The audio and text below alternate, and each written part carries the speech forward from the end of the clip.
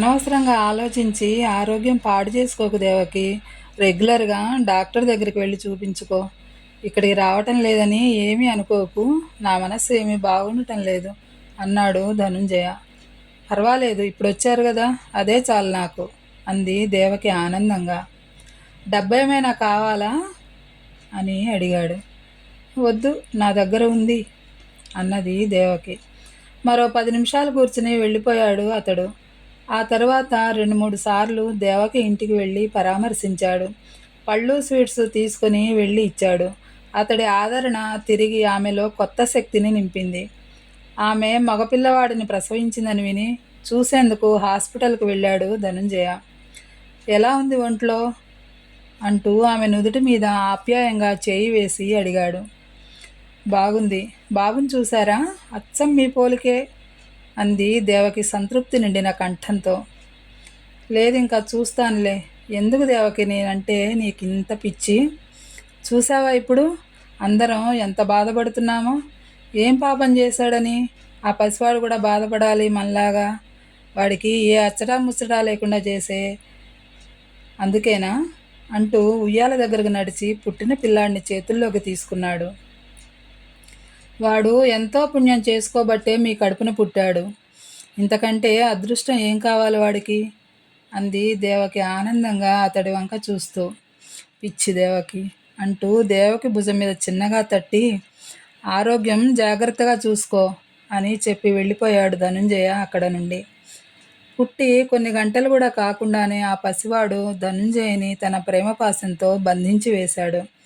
నెలలు తరబడి దేవకి ముఖం చూడకుండా గడిపిన ధనుంజయ అతని మనసు పసివాడిని పదే పదే చూడాలని ఆత్రపడుతోంది. తరచూ దేవకి ఇంటికి వెళ్ళి వారి యోగక్షేమాలు కనుక్కోసాగాడు. బాబుకి ప్రవీణ్ అని పేరు పెట్టాడు. వీడి రాక నా జీవితంలోకి తిరిగి వసంతాన్ని తెచ్చింది అంటూ కొడుకుని గుండెలకు హత్తుకుని మురిసిపోయింది దేవకి. ఉన్నట్లుండి ధనుంజయ దేవకి ఇంటికి రావటం మానేశాడు. కనీసం ఫోన్ అయినా చేయనందుకు దేవకి ఎంతో బాధపడింది. మంగమ్మ ద్వారా ఎంక్వైరీ చేయించింది, అతడు క్షేమంగా ఉన్నాడో లేదో తెలుసుకునేందుకు. తన కోసం దేవకి ఆందోళన పడుతోందని తెలిసి ఒక సాయంత్రం ధనుంజయ వెళ్ళాడు ఆమె ఇంటికి. ఇన్నాళ్ళు ఏమైపోయారు? మీరు రాకపోవటంతో నేనెంత కంగారు పడ్డానో తెలుసా అంటూ దేవకి ధనుంజయని పట్టుకుని ఏడ్చేసింది. ప్రవీణ్ కూడా బుడిబుడి అడుగులు వేసుకుంటూ వచ్చి నాన్న అంటూ అతడి కాళ్ళను చుట్టేశాడు. కొడుకుని ఎత్తుకుని దేవకిని మరో చేత్తో దగ్గరికి పొదువుకుంటూ, నేను ఇక్కడికి రాలేదని ఏమీ అనుకోకు దేవకి. మన ఇండస్ట్రీ అంతా మద్రాసు నుండి హైదరాబాద్కు తరలి వెళ్ళిపోతోంది. నేను కూడా ఆ పనిలోనే బిజీగా ఉన్నాను. అక్కడికి వెళ్ళి సెటిల్ అవ్వాలంటే అక్కడ ఉన్న ఆస్తుల్లో కొన్నైనా సేల్ చేయాలి కదా. అలాగే అక్కడ మంచి ఇల్లు చూసి కొనుక్కోవాలి, పిల్లల స్కూల్ సంగతి చూడాలి. ఎన్ని పనులు అనుకున్నావు అన్నాడు ధనుంజయ వివరిస్తున్నట్లుగా. మీరు అక్కడికి వెళ్ళిపోతే మరి నేను? నా గురించి ఏం ఆలోచించారు అంది దేవకి కళవెళబడుతూ అతడి వంక చూసి. ఇష్టమైతే నువ్వు కూడా అక్కడికి వచ్చేయి అన్నాడు ధనుంజయ. మీరు లేకుండా నాకు ఇక్కడేం పని? నేను కూడా వచ్చేస్తాను.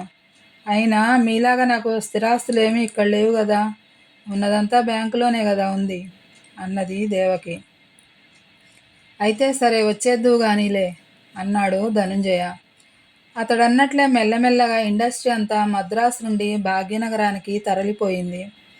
దేవకి కోసం ఫిలిం నగర్లో ఇల్లు కొన్నాడు ధనుంజయ. తనకున్న ఆస్తుల్లో కొన్ని సేల్ చేసి జూబ్లీ హిల్స్లో పెద్ద బంగ్లా కొన్నాడు. పిల్లలిద్దరినీ మంచి కాన్వెంట్లోనూ చేర్పించాడు. కొడుకు చేసిన ఏర్పాట్లు చూశాక రాఘవరావు, శాంతమ్మ అతని పట్ల కొంచెం మెత్తబడ్డారు. డబ్బు కోసమే దేవకి తమ కొడుకుని వలలో వేసుకుని వెళ్ళిపోయింది, పెళ్లి చేసుకుంది అనుకున్నారు ఇంతకాలం. కొడుకు ఆస్తులన్నీ కోడలి పేరున మనవల పేరున పెట్టడం చూసి అనవసరంగా ఆ అమ్మాయిని నిందించామని అనుకున్నారు. అలా దేవకి మీద పడిన అపప్రద తొలగిపోయింది. ఎవరెలా ఉన్నా ఏమనుకున్నా రేవతి మనసులో మాత్రం ఎటువంటి మార్పు కలగలేదు. స్త్రీ ఏది ఉన్నా లేకపోయినా సర్దుకుపోతుంది కానీ తన సౌభాగ్యాన్ని మరొకరితో పంచుకునేందుకు అంగీకరించదు. రేవతి కూడా అలాగే అనుకుంది. భర్త అనురాగాన్ని కోల్పోయాక ఈ ఆస్తులన్నీ నాకెందుకు అనుకుంది.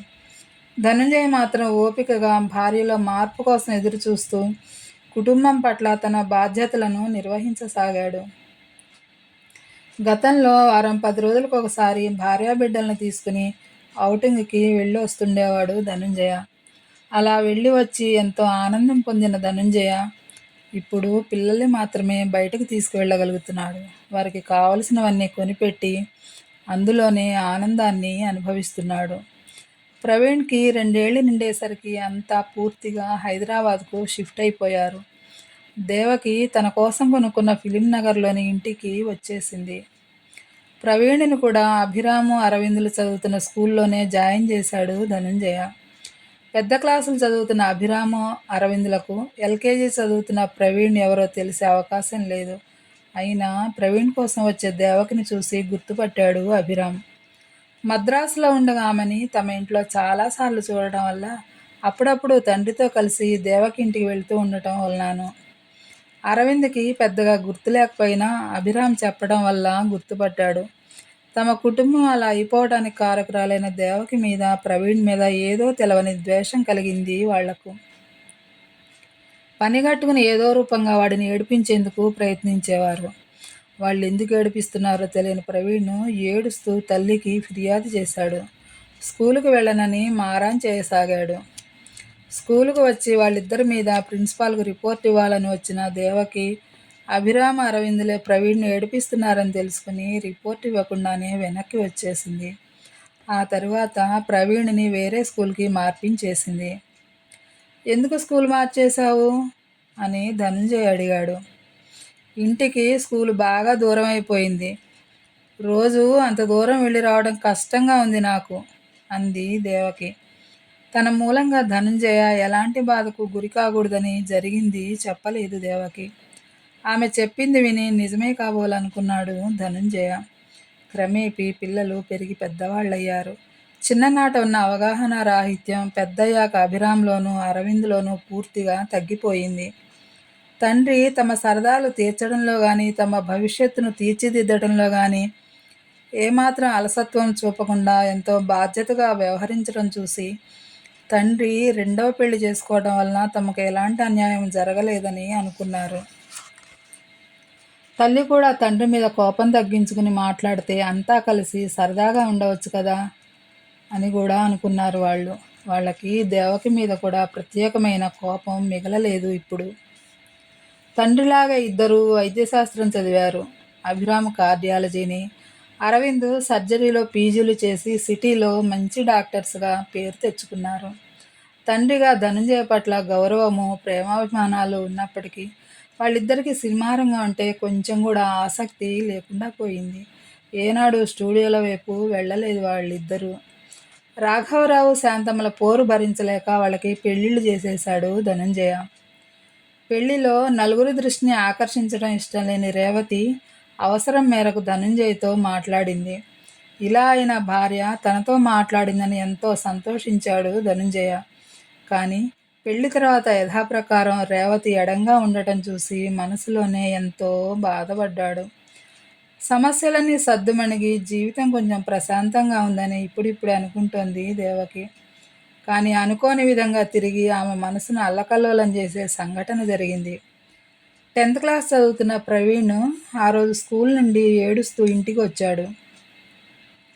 రావటంతోనే పౌరుషంగా తల్లి వంక చూస్తూ, అమ్మా, నువ్వు నాన్నగారిని రెండవ పెళ్లి చేసుకున్నావా? నాన్నగారికి మరో భార్య, 2 పిల్లలు ఉన్నారట, నిజమేనా అని అడిగాడు నిలదీస్తున్నట్లుగా. కొడుకు మాటలకు జవాబేమి ఇవ్వకుండా, ఏమిట్రా, మీరు స్కూల్కి వెళ్ళే చదువుకునేందుకా లేక ఇలాంటి చెత్త కబుర్లు చెప్పుకునేందుకా అంది రేవతి కోపంగా చూస్తూ. తల్లి యొక్క కోపాన్ని ఏమాత్రం లెక్క చేయకుండా, చెప్పమ్మా, నేను విన్నది నిజమేనా కాదా అన్నాడు ప్రవీణ్ రెట్టిస్తున్నట్లుగా. అతడికి తల్లిదండ్రులంటే ఎంతో ఇష్టమే కాదు, మరెంతో గౌరవం కూడా.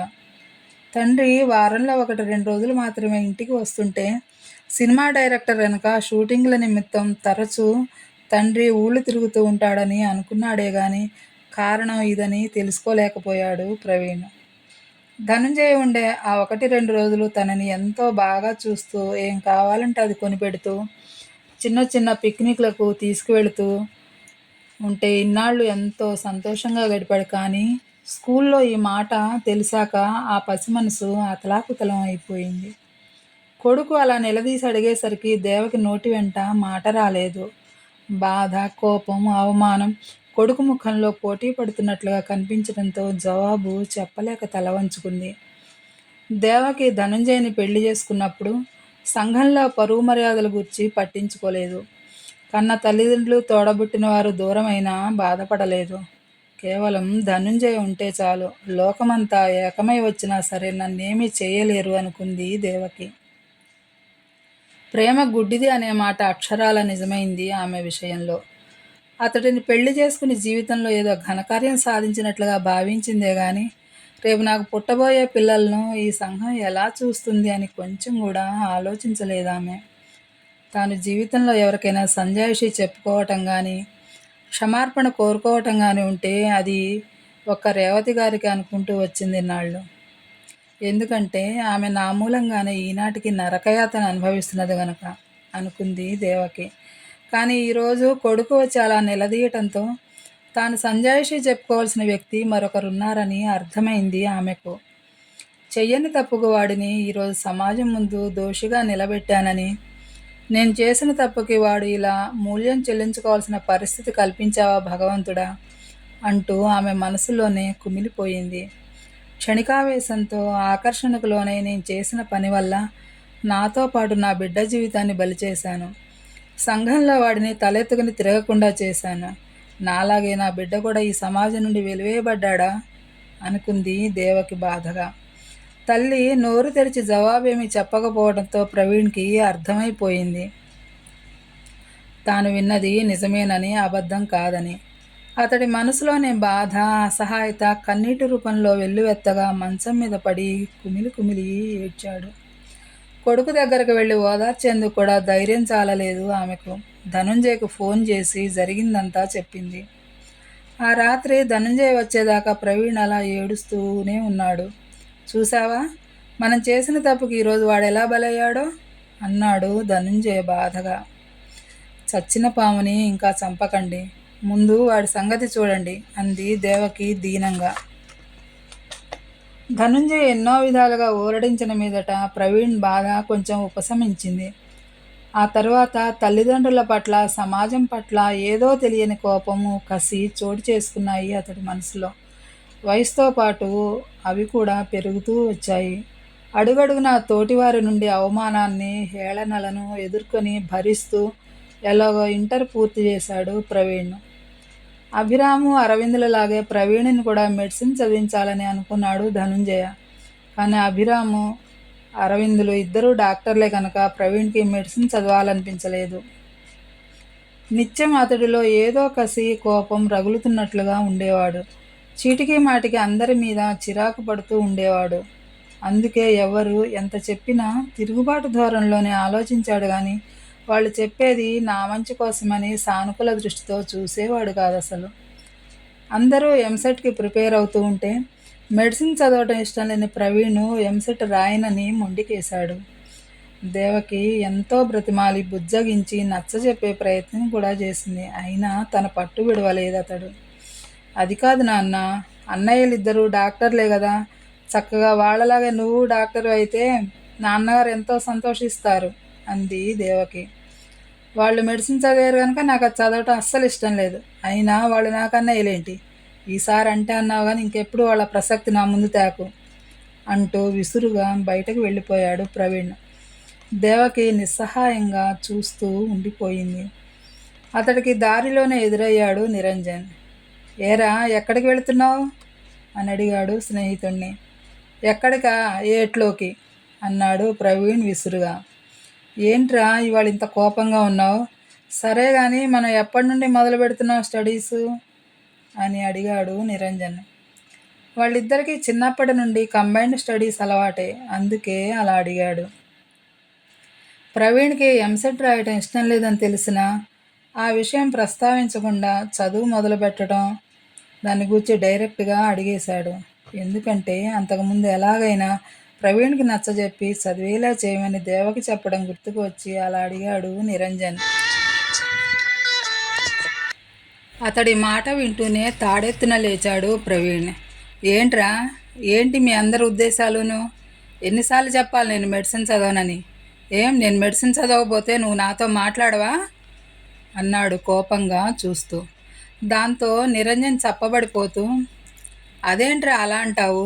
చిన్నప్పటి నుండి మన ఇద్దరం కలిసి చదువుకున్నాం కదా, ఇప్పుడు కూడా అలాగే కలిసి చదువుకుందాం అన్న ఆశతో అడిగాను. అంతే తప్ప నువ్వు చదవనన్నంత మాత్రాన నిన్నెలా వదులుకుంటాను నేను? అన్నాడు స్నేహితుడి భుజం చుట్టూ చేయి వేసి. నిరంజన్ మాటలు వినటంతోనే ప్రవీణ్లో ఆవేశమంతా చల్లబడిపోయింది. అది కాదురా, ఆ వెధవలిద్దరు మెడిసిన్ చదివారు కాబట్టి నన్ను కూడా మెడిసిన్ చదవమంటున్నారు. అది నాకు అస్సలు ఇష్టం లేదురా. నిన్ను బాధ పెట్టాలని కాదు, ఏమీ అనుకోకు అన్నాడు సంజాయిషి ఇస్తున్నట్లుగా. పోన్లేరా, వదిలే ఇంకా. నీకెలా నచ్చితే అలా చెయ్యి. ఈ చదువులెప్పుడు మన స్నేహానికి ఆటంకం కావులే అన్నాడు నిరంజన్ ప్రవీణ్ని మరింత దగ్గరగా పొదువుకుంటూ. అలా చదువు వాళ్ళ స్నేహానికి ఏమాత్రం అంతరాయం కలిగించలేదు. ఎంత బాధలో ఉన్నా, చికాకులో ఉన్నా నిరంజన్తో కాసేపు గడిపితే చాలు, మామూలుగా అయిపోయేవాడు. అతడితో స్నేహమే ప్రవీణ్కి ఎంతో ఓదార్పునిచ్చేది. అంత తెలివైన వాడై ఉండి కూడా అర్థం లేని కోపంతోనూ పంతంతోనూ తన భవిష్యత్తును పాడు చేసుకుంటున్నాడని ధనుంజయ, దేవకీలు ఎంతో బాధపడసాగారు ప్రవీణ్ గురించి. మొదట్లో తల్లిదండ్రులు అలా పెళ్లి చేసుకున్నారని ప్రవీణ్ చాలా కోపంగా ఉండేవాడు ఇద్దరి మీద. వాళ్ళతో సరిగా మాట్లాడేందుకు కూడా ఇష్టపడేవాడు కాదు. కొంచెం వయసు పెరిగాక వాళ్ళని క్రమేపీ అర్థం చేసుకున్నాడు. పూర్వపు కోపతాపాలు ప్రదర్శించడం మానేశాడు. ఒక విధంగా చెప్పాలంటే నిరంజన్తో సహచర్యమే అతడిలోని మార్పుకు కారణమైంది. ప్రవీణ్కి చిన్నప్పటి నుండి ఫోటోగ్రఫీ అంటే చాలా ఇష్టం. ఎగిరే పక్షులను, ఈదే చేపలను అలవోకగా తన కెమెరాలో బంధించేవాడు. తండ్రి కొనిచ్చిన వీడియో కెమెరాతో ఎన్నెన్నో అద్భుత దృశ్యాలను షూట్ చేసేవాడు. అదంతా చూసిన ధనుంజయ ప్రవీణ్లో మంచి పనితనం ఉందని గ్రహించాడు.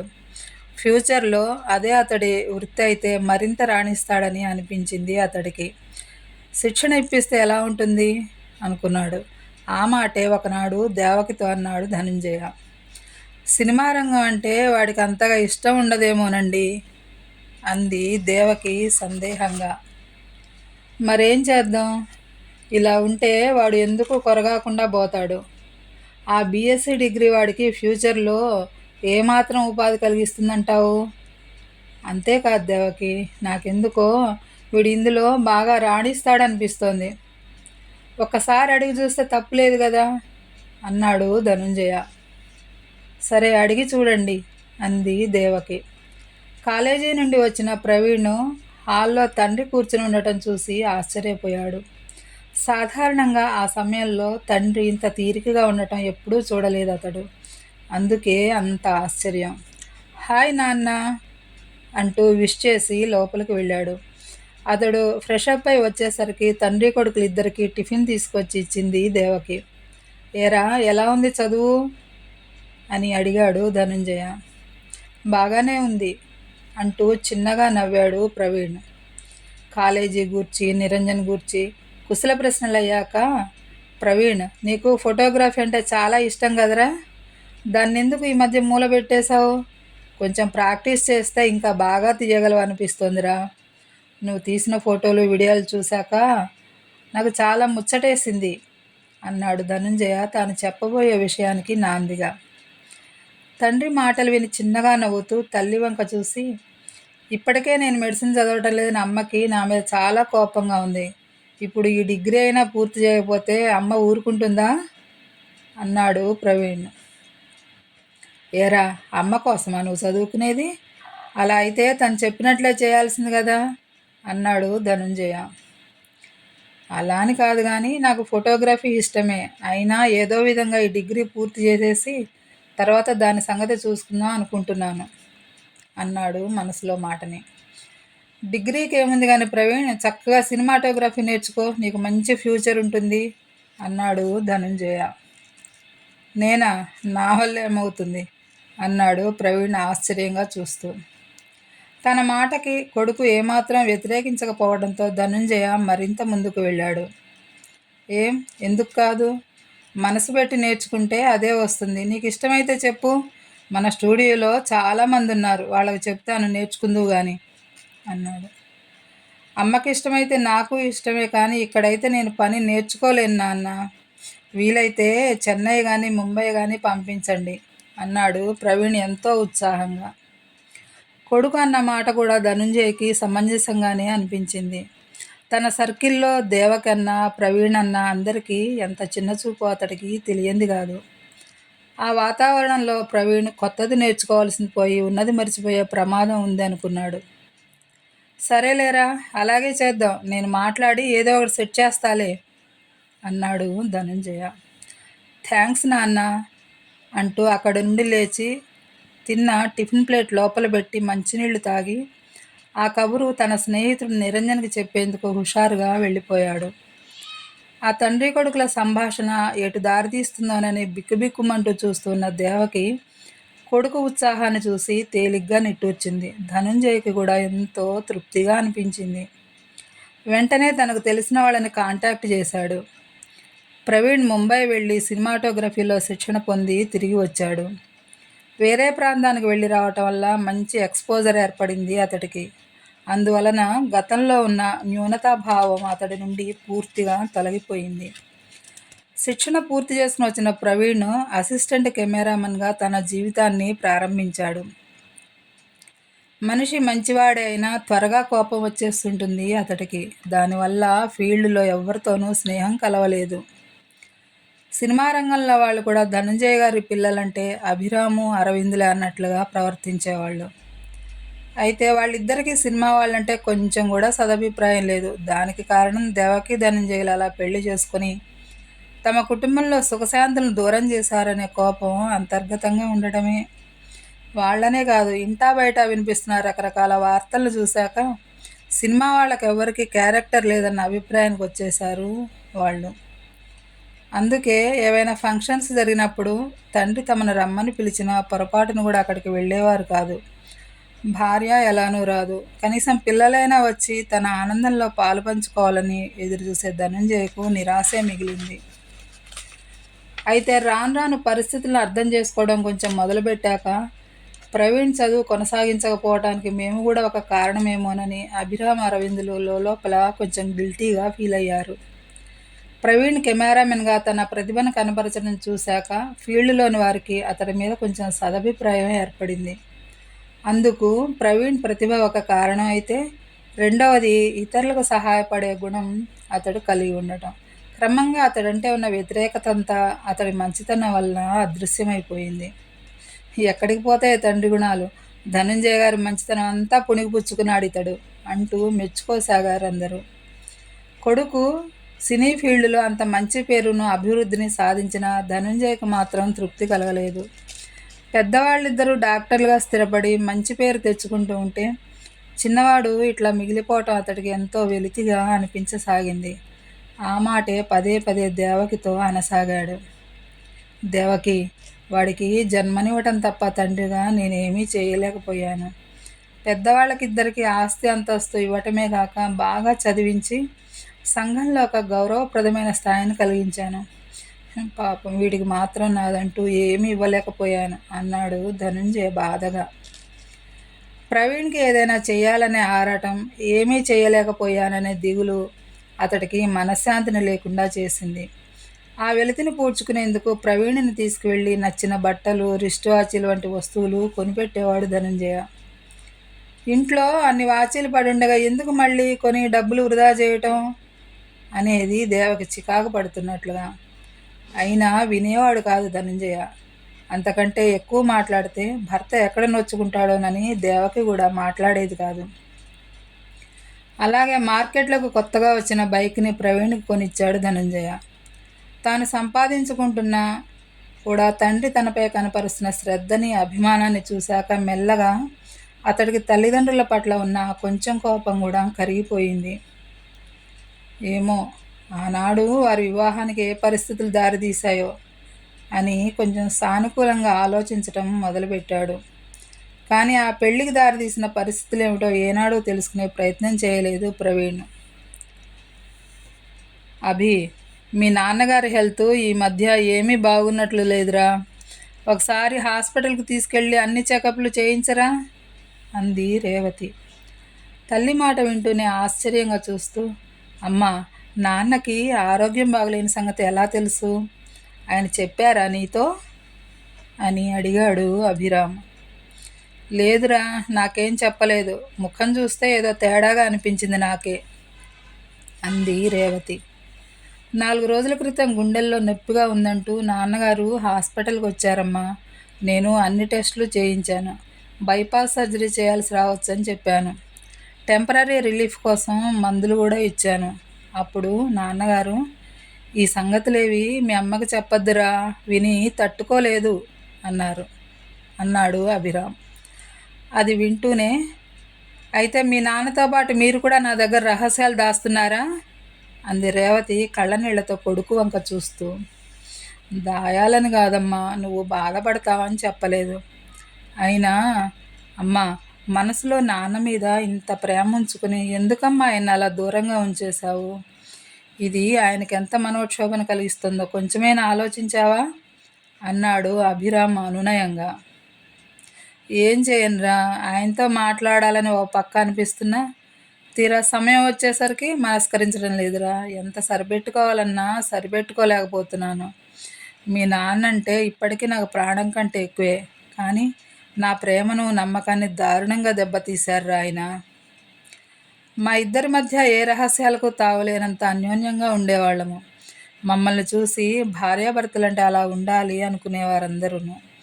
ఆ దేవకిని మన ఇంటికి తీసుకొచ్చినప్పుడు ఆపదలో ఉన్న ఆడపిల్ల అని ఎంతో ఆదరించాను తప్ప ఎందుకు తీసుకొచ్చారని మీ నాన్నను అడగనైనా అడగలేదు.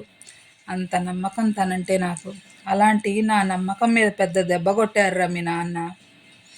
దేవకిని పెళ్లి చేసుకునే ముందు ఇది సంగతి అని నాతో ఒక్క మాట చెప్తే పరిస్థితి ఎలా ఉండేదో. కానీ రహస్యంగా చేసుకుని వాళ్ళు ఎటో వెళ్ళాక ఇంకెవరో వచ్చి ఆ వార్త నాకు చెబితే ఎట్లా ఉంటుందో ఒకసారి ఆలోచించు. ఆ దెబ్బ ఇప్పటికీ పచ్చిగానే మిగిలిపోయిందిరా నాలో. అసలు నిజంగా నన్ను ప్రేమించేవారైతే మరొక స్త్రీ మెడలో తాళి కట్టేవారా? పెళ్లి చేసుకున్నాక కూడా నా దగ్గర నిజం దాచాలని చూశారు. ఇంత జరిగాక ఎలా నన్ను కాంప్రమైజ్ అవ్వమంటావు? అంతా అయ్యాక నిజం నాకు తెలిసిపోయాక అప్పుడు వచ్చి క్షమించమని అడిగారా?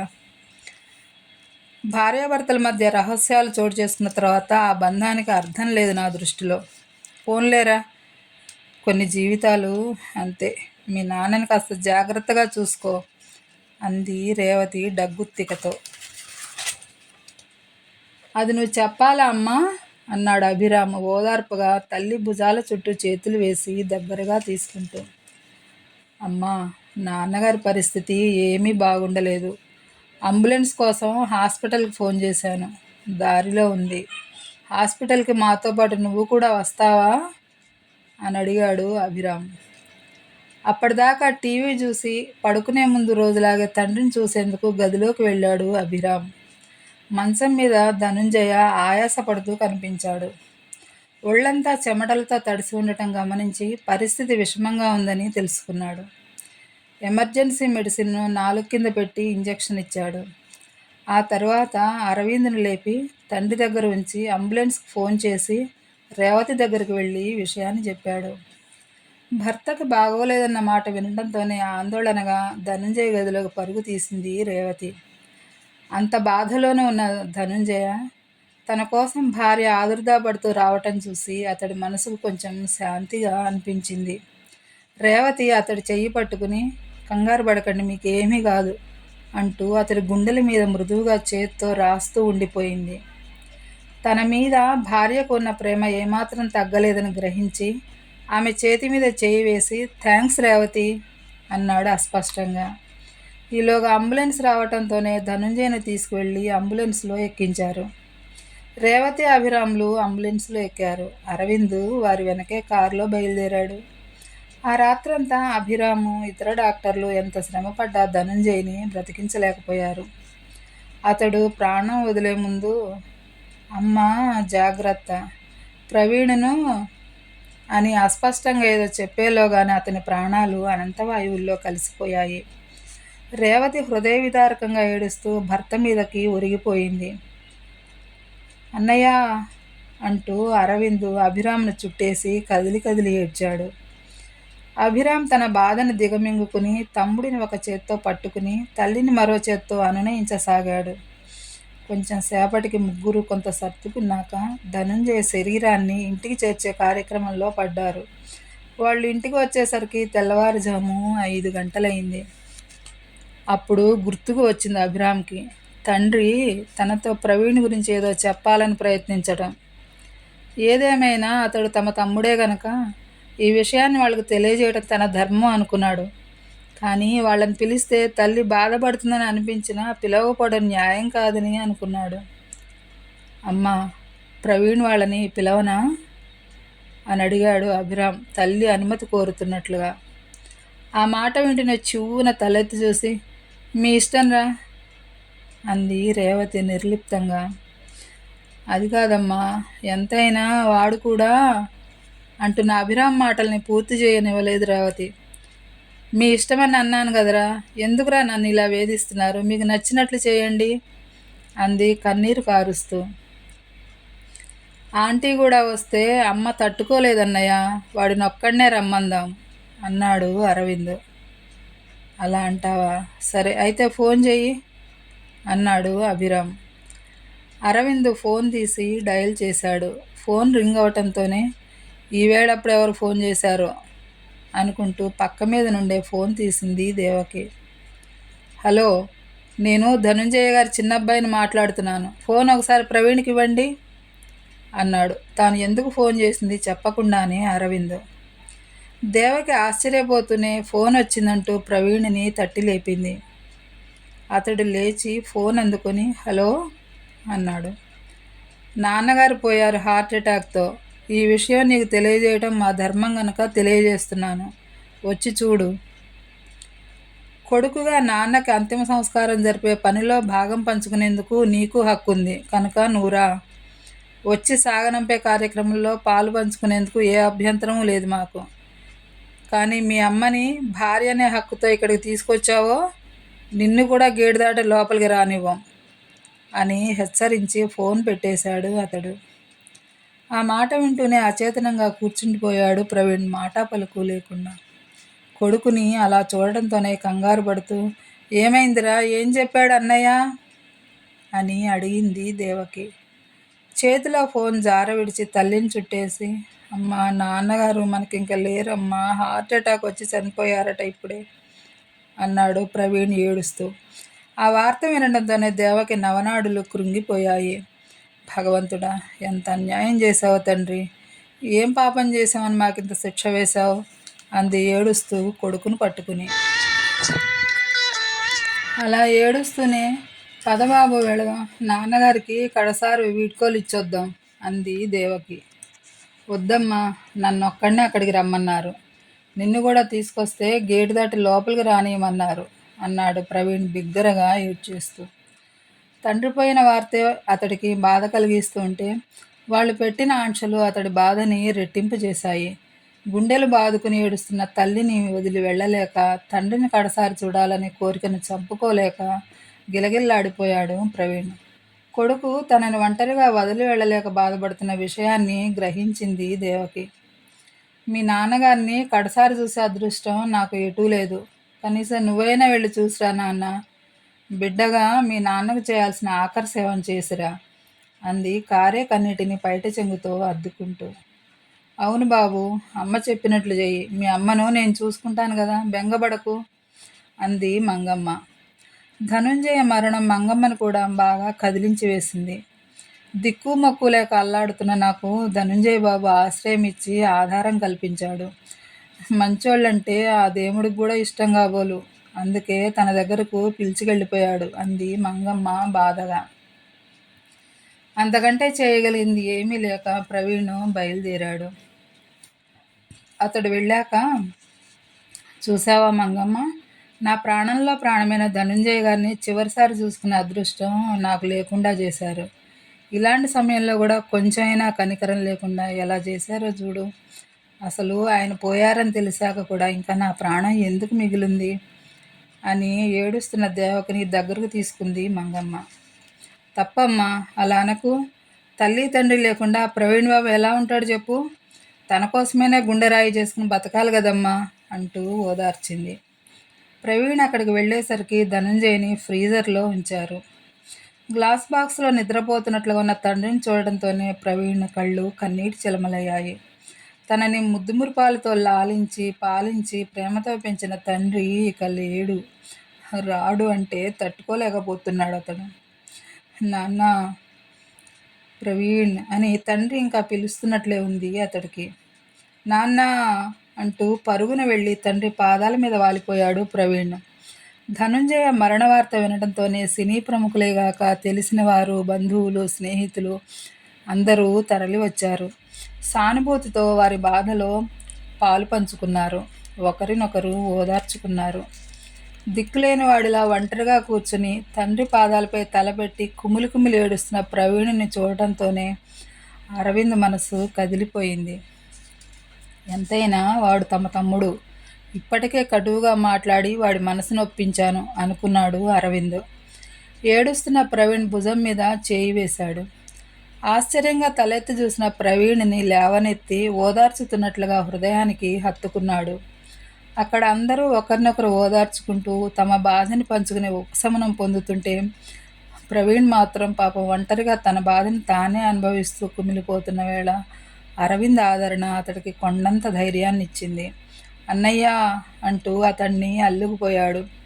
ప్రవీణ్ని ఓదార్చబోయిన అరవింద్ కూడా అతన్ని పట్టుకుని బిగ్గరగా ఏడ్చేశాడు. అభిరామ్ తన బాధను ప్రక్కన పెట్టి ఏడుస్తున్న ఇద్దరు తమ్ముళ్లను చెరో చేత్తో పట్టుకుని హృదయానికి హత్తుకున్నాడు ఊరడిస్తున్నట్లుగా. అన్నదమ్ములు అలా కలిసిపోవటం చూసి ఎక్కడికి పోతుంది రక్త సంబంధం అనుకున్నారంతా. కార్యక్రమం అంతా ముగిశాక అరవింద్ దగ్గరికి వెళ్ళి, వెళతా అన్నయ్య అన్నాడు ప్రవీణ్. అతడు గొంతు వింటేనే తలెత్తి చూసిన రేవతి ఆశ్చర్యంగా అతడి వంక ఒకసారి చూసి తల తిప్పుకుంది. అరే ప్రవీణ్, నువ్వంటే మాకు పగేమీ లేదురా. మాలాగే నాన్నగారి మీద సర్వహక్కులు నీకు ఉన్నాయి. ఈ 12 రోజులు చాలా తతంగాలుంటాయి. నువ్వు కూడా ఇక్కడుంటే బాగుంటుంది అన్నాడు అభిరామ్.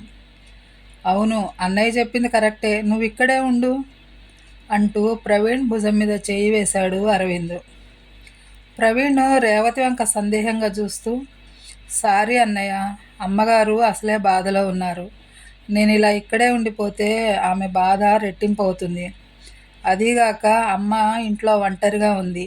జరిగిన దానికి కుమిలిపోతోంది. తనకి నేను సపోర్ట్ ఇవ్వాలి కదా అన్నాడు మెల్లగా. అవును, అది నిజమే. సరే వెళ్ళు, అవసరమైనప్పుడు ఫోన్ చేస్తాము, వెంటనే రారా అన్నాడు అభిరామ్. అలాగే అని చెప్పి ప్రవీణ్ ఇంటికి తిరిగి వచ్చేశాడు. జరిగిందంతా తల్లితో చెప్పి, అన్నయ్య, వాళ్ళు మనం అనుకున్నంత చెడ్డవాళ్ళేమీ కాదమ్మా, ఇద్దరు అన్నయ్యలును. రేవతి గారు ఏమైనా అనుకుంటారని నిన్ను పిలవలేదంతే. నన్ను బాగానే రిసీవ్ చేసుకున్నారు. రేవతి గారు మాత్రం చాలా నీరసపడిపోయారమ్మా. ఎవరితోనూ ఏమీ మాట్లాడటం లేదు, అలా ఏడుస్తూనే ఉన్నారు అన్నాడు ప్రవీణ్ రేవతి గూర్చి చెప్తూ. అక్కడ తన కొడుకును వాళ్ళు ఆదరంగా చూశారన్న మాట వినటంతోనే దేవకు మనసు కొంచెం కుదుట పడింది. తల్లి కొడుకులిద్దరూ ఒకరికొకరు ధైర్యం చెప్పుకుంటూ ధనుంజయతో గడిపిన మధుర క్షణాలను మననం చేసుకున్నారు. అమ్మా, పిలిచావట? మీ కోడలు చెప్పింది. ఒంట్లో ఏమైనా తేడాగా ఉందా అమ్మా అంటూ అభిరామ్ వస్తూనే తల్లి నుదురు చెంపలు తాకి చూశాడు ఆదుర్దాగా. అతడి వెనక వచ్చిన అరవింద్ కూడా తల్లి వంక అలాగే చూస్తూ, ఎలా ఉందమ్మా అంటూ తల్లి భుజం చుట్టూ చేతులు వేసి హత్తుకున్నట్లుగా పక్కన కూర్చున్నాడు. కొడుకులిద్దరూ తన పట్ల కనపరిచే ప్రేమాభిమానాలను చూసి రేవతి కళ్ళు చెమ్మగిల్లాయి. నాకేం కాలేదురా బాబు, మీరిద్దరూ నన్ను మీ కంటిపాపలా చూసుకుంటుంటే నాకేమవుతుంది చెప్పండి అంటూ కొంచెం ఆగి, మీరిద్దరు ఇలా కూర్చోండి అంది రేవతి. అభిరాము రేవతి పక్కనే కూర్చుంటూ, నీకు బాగానే ఉంది కదా, అది చాలు నాకు. మీ కోడలొచ్చి నువ్వు పిలుస్తున్నావు అని చెప్పగానే చాలా భయం వేసిందమ్మా నాకు అన్నాడు. భయపడవలసిన పనేం లేదు అభి. తమ్ముడితోనూ నీతోనూ ఒక ముఖ్యమైన విషయం మాట్లాడాలనిపించి రమ్మన్నానంతే అంది రేవతి కొడుకులిద్దరి వంక చూస్తూ. చెప్పమ్మా, ఏమిటది అని అడిగాడు అభిరామ. ఏం లేదు, చాలా రోజులుగా నా మనసును పట్టి పీడిస్తున్న సమస్య ఇది. దానికి పరిష్కార మార్గం ఇదేననిపించింది నాకు. మీ నాన్నగారు నా మీదున్న ప్రేమని, నిజాయితీని నిరూపించుకునేందుకు మీతో పాటు సమానంగా నా పేరున కూడా ఆస్తి రాశారు. కేవలం నాన్నగారితో పెళ్ళిని తప్ప దేవకి ఏనాడు ఏది ఆశించలేదని నాకు తెలుసు. ఆస్తి కంటే అమూల్యమైన మీ నాన్నగారి ప్రేమాభిమానాలను పోగొట్టుకున్నాననే బాధతో మనసు సరిపెట్టుకోలేక ఆయన్ని దూరంగా ఉంచి చాలా బాధపెట్టాను. ఇప్పుడు ఆయన లేరు. కానీ ఆయన ఇచ్చిన ఆస్తి నా తల మీద పెనుభారంలా ఉండిపోయిందిరా. మీ నాన్నగారి కష్టార్జితంలో ప్రవీణ్‌కి కూడా భాగం ఉంది కదరా! అందుకని నా పేరున ఉన్న ఆస్తిని వాడి పేరు మీదకి ట్రాన్స్‌ఫర్ చేద్దాం అనుకుంటున్నాను. ఏమంటారు? అంది రేవతి వారిద్దరి వంక చూస్తూ. తల్లి నుండి ఇలాంటి ప్రపోజల్ వస్తుందని ఏమాత్రం ఊహించిన అభిరామ, అరవిందులు ఇద్దరూ ఎంతో ఆశ్చర్యపోయారు ఆ మాటలు విని. ఏమిట్రా ఏమీ మాట్లాడరు? మీకు ఇష్టం లేకపోతే వద్దులేండి అంది రేవతి దిగులుగా చూస్తూ. ఛ అదేం లేదమ్మా. నువ్వు ఇంత మంచి నిర్ణయం తీసుకోవటం మాకిద్దరికీ చాలా ఆనందంగా ఉంది. మేమిద్దరం ఎప్పుడూ అనుకున్నాం వాడికి ఏదైనా చెయ్యాలని. కాకపోతే ఇది తెలిసి నువ్వెక్కడ బాధపడతావో అని ఆగాం అంతే. ఇప్పుడు నీ ప్రపోజల్ విన్నాక మనసు చాలా తేలిగ్గా ఉందమ్మా మాకు అన్నాడు అభిరామ్. అవునమ్మా, నాకు అలాగే ఉంది. న్యాయంగా వాడికి ఈ ఆస్తిలో సమాన హక్కు ఉంది. కానీ ఆంటీకి, ప్రవీణ్‌కి ఆత్మాభిమానం చాలా ఎక్కువ. వాళ్ళు దీన్ని తీసుకుంటారా అని చిన్న సందేహం నాకు అన్నాడు అరవింద్. చూద్దాం, మీ ఇద్దరికి ఇష్టమైతే రేపే వాడి పేరున ట్రాన్స్ఫర్ చేసేద్దాం. అప్పుడు కానీ నా మనసుకు స్థిమితం ఉండదు అంది రేవతి. సరేనమ్మా, అలాగే చేద్దాం అన్నారు ఇద్దరు. అనుకున్నట్లే మర్నాడు ఆస్తి ప్రవీణ్ పేరున ట్రాన్స్ఫర్ చేసేసింది రేవతి. అరవింద్ రిజిస్ట్రార్ ఆఫీస్కి వెళ్ళి ఆస్తికి సంబంధించిన డాక్యుమెంట్లు తెచ్చి రేవతికి ఇచ్చాడు. నాకెందుకురా ఇవి, వాడికే ఇచ్చేయి అంది రేవతి. అమ్మా, నేను కానీ అన్నయ్య కానీ ఇస్తే వాడు ఈ పేపర్లు తీసుకుంటాడనే అనుకుంటున్నావా నువ్వు అని అడిగాడు అరవింద్. మరి ఎలారా, వీటిని వాడికి అందించడం ఎట్లా అంది రేవతి దిగులుగా. నేను ఫోన్ చేసి వాడిని రమ్మంటాను. నీ చేత్తో నువ్వు ఇస్తే వాడు తప్పకుండా తీసుకుంటాడు అన్నాడు అరవింద్. సరే అయితే పిలు, నాకు కూడా వాడిని చూడాలనుంది. వాడు అచ్చం మీ నాన్నలా ఉంటాడు. ఆ గొంతు కూడా అలాగే ఉంటుంది అంది రేవతి సంతోషంగా. అవునమ్మా, ఈ మాట అన్నయ్య నేను చాలాసార్లు అనుకున్నాం. వాడిని చూస్తే నాన్నగారిని చూసినట్లే ఉంటుంది మా ఇద్దరికి. అయితే వాడిని రమ్మని చెబుతాను అన్నాడు అరవింద్.